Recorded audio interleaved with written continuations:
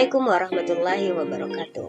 Kembali bersama saya Eka Anugrah dengan NPM 091058031911, mahasiswi Prodi Ilmu Pemerintahan semester 6 Fakultas Ilmu Sosial dan Ilmu Politik di Universitas Muhammadiyah Sidemreng Rapang. Nah, pada kesempatan ini saya kembali membahas terkait mata kuliah Sistem Pengawasan dan Pengendalian Pemerintahan.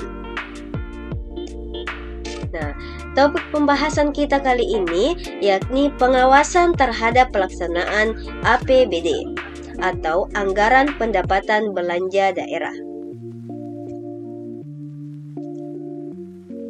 Poin pertama, tentang pelaksanaan terhadap pelaksanaan APBD.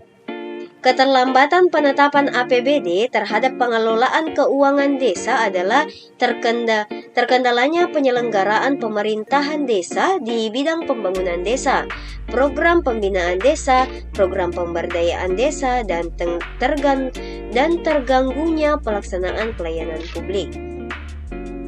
Adapun faktor-faktor yang menyebabkan keterlambatan penetapan APBD adalah diantaranya: yang pertama, adanya keterlambatan dan penyusunan rancangan KUA, PPAS, dan RAPBD, sehingga terlambat disampaikan kepada DPRD penjabat bupati. Yang kedua, DPRD tidak melaksanakan fungsi anggarannya dengan baik, yakni membahas dan memberikan persetujuan terhadap KUA, PPAS, dan RAPBD. 3.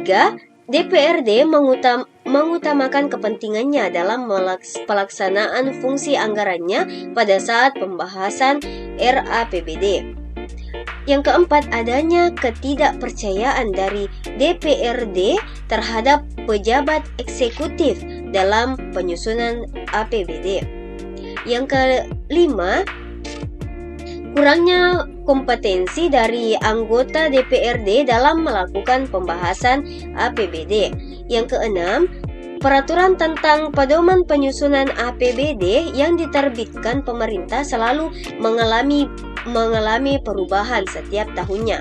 Nah, dan yang terakhir atau yang ketujuh yakni alasan politik, yakni adanya pertentangan politis antara sebagian anggota DPRD dengan penjabat bupati. Poin selanjutnya yakni upaya yang dapat dilakukan untuk mengatasi keterlambatan dalam penetapan APBD, yakni diantaranya peningkatan kompetensi dan kapasitas bagi pihak-pihak yang terlibat dalam penyusunan APBD melalui BIMTEK maupun workshop tentang penyusunan APBD. Dalam pelaksanaan BIMTEK tersebut perlu adanya penggabungan peserta dari TAPD, Kepala SKPD, dan anggota DPRD. Yang kedua, membina hubungan harmonis antara eksekutif dan legislatif. Yang ketiga, pemerintah pusat perlu membuat aturan yang lebih tegas terhadap pihak-pihak yang terlibat dalam penyusunan APBD apabila APBD ditetapkan terlambat. Tidak hanya sanksi yang bersifat administratif. Yang keempat, peraturan tentang pedoman penyusunan APBD yang diterbitkan setiap tahun perlu ditinjau ulang oleh pemerintah pusat. Dan yang kelima, transparansi dalam proses penyusunan APBD. Dimaknai terbukanya proses penyusunan APBD dan adanya akses bagi masyarakat untuk mengikuti proses penyusunan APBD, sehingga diharapkan praktek-praktek yang tidak benar dalam pembahasan anggaran dapat diminimalisir. Poin kedua, perencanaan pembangunan daerah.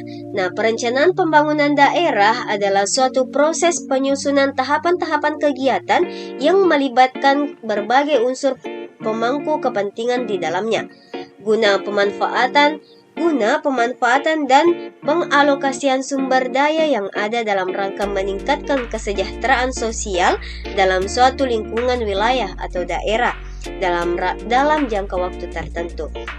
Nah, perencanaan pembangunan daerah dirumuskan secara transparansi, responsif, efisien, efektif, akuntabel, partisipatif, terukur, berkeadilan, dan berkelanjutan yang meliputi rencana pembangunan jangka panjang daerah atau RPJPD yang dilaksanakan untuk 20 tahun.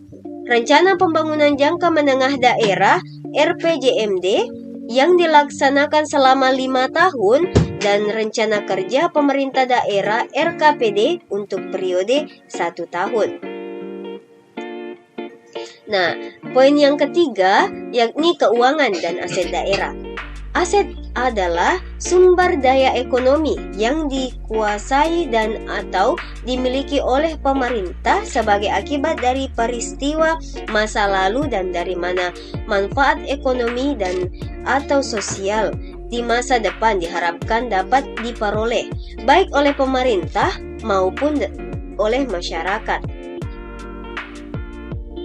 Nah, dalam Permendagri nomor 17 tahun 2007 bahwa yang dimaksud dengan pengelolaan barang daerah adalah suatu rangkaian kegiatan dan tindakan terhadap daerah yang meliputi perencanaan kebutuhan dan penganggaran, pengadaan, penerimaan, penyimpanan dan penyaluran, penggunaan, penata usahaan, pemanfaatan, pengamanan dan pemeliharaan, penilaian, penghapusan, pemindah tanganan, pembinaan, pengawasan dan pengendalian, pembiayaan, serta tuntutan ganti rugi. Nah, itulah tadi pemaparan materi pada kesempatan ini. Terima kasih. Billahi fisabilil haq fastabiqul khairat. Wassalamualaikum warahmatullahi wabarakatuh.